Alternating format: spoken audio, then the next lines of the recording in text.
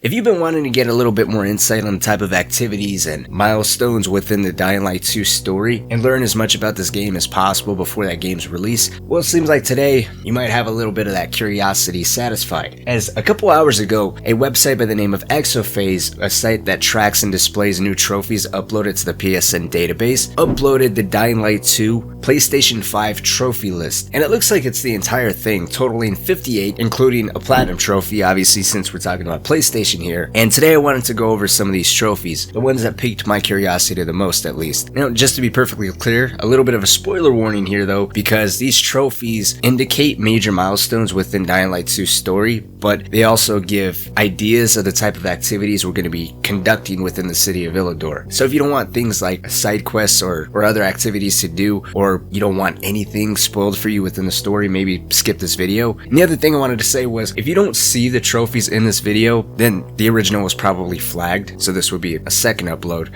in which case I apologize for that, and me just not being able to show you what I'm talking about here. But in either case, there will be a link down in the description in case you want to check out the entire trophy list for yourself. But let's take a look at this list. Now, something that's been popping up in my comment section quite a bit is the topic of co-op. The original game did have co-op, and we do know this game is going to have co-op as well, and just like the first game, we have co-op trophies. This time around, it seems to be much easier though. We only have two, one being that's teamwork, you just got to kill 100 enemies with 2 other players playing with you, and the other being all social, basically just join a co-op game. We then have a long list of trophies tied to performing takedowns, killing enemies with a spear, completing all Night Runner trials, which was an interesting one that poked out at me. Let me know what you think that one is. Tied to killing a spitter with a ranged weapon, killing a viral with the UV flashlight, losing maximum chase level, killing your first volatile, and surviving your first night. Personally, I think surviving your first night and this other bronze trophy called Into the Unknown, which in order to acquire this one you just have to reach Villedor, makes me think that Into the Unknown and surviving your first night are both tied to the tutorial system. If you guys remember, the first game had a pretty long tutorial system. I think it was in total of an hour and a half, maybe 2 hours, give or take. Those that were more seasoned can probably run through it, but the third quest was the one where you were forced to play at night. You know, you were introduced to the night mechanics, volatiles, and how dangerous it was there. This time around, I believe it's going to be the same thing, and I also think that we're going to see in-game Aiden's journey into the city, how he got inside the walls. The question that I have in terms of this now is, are we going to actually play it? Are they going to have the portion of you being outside the walls of Villedor as something to familiarize yourself with the mechanics of the game? That way you'll acquire a basic knowledge of the world, the mechanics, how to move, and then you kind of experience Aiden's journey. He gets inside the walls,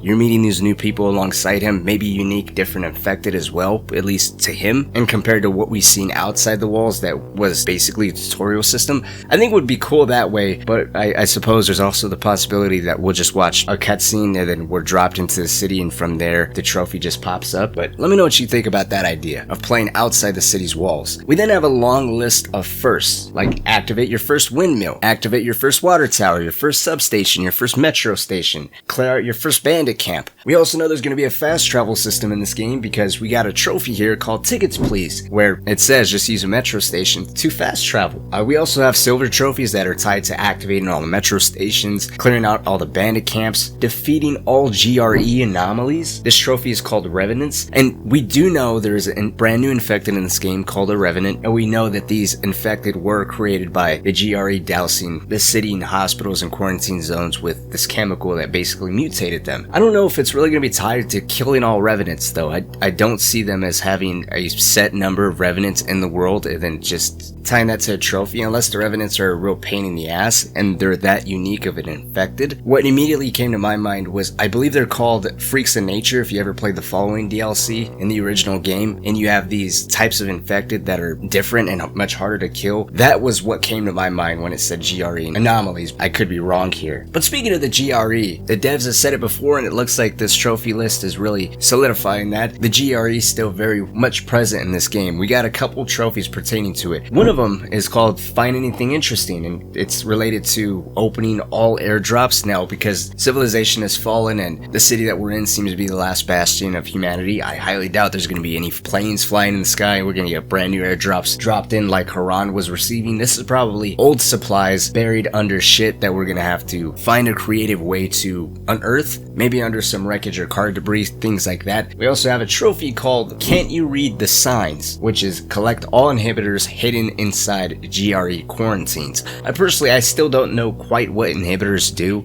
My knowledge is that they increase resistance to the chemicals that you could be encountering inside the world. There are chemical fields inside the game, at least playable builds that were shared online. And again, we don't know what kind of builds these creators were playing or what was changed from those builds to release. But if anyone knows what the hell inhibitors do, please share that down below and I'll pin the comment. So please elaborate on that. But we do know that all inhibitors are apparently going to be found inside GRE quarantines. The remaining silver trophies are all about achieving maximum combat efficiency, parkour efficiency, maxing out your health, maxing out your stamina, and something called Man on a Mission, which has a description of meet all your spark or love interests. Don't know what the hell that's about. But lastly, the city related trophies. We have Family First, Find Your Sister, Going Down, Enter the X13 elevator, which I'm assuming is a major point in the story where potentially we enter an elevator that leads to one of the labs that Waltz maybe experimented on himself with. You know, if we look at the Reason trailer, he starts fighting like a volatile, similar to how Crane was fighting the mother back when he was infected during the following DLC. So maybe it's tied to that, or maybe it's the elevator leading to the laboratory where Aiden himself was tested on. We have another trophy here called Brush with Death, Wake Up After the Missile Strike, On the Trail of the Enemy, which is learn Waltz's location.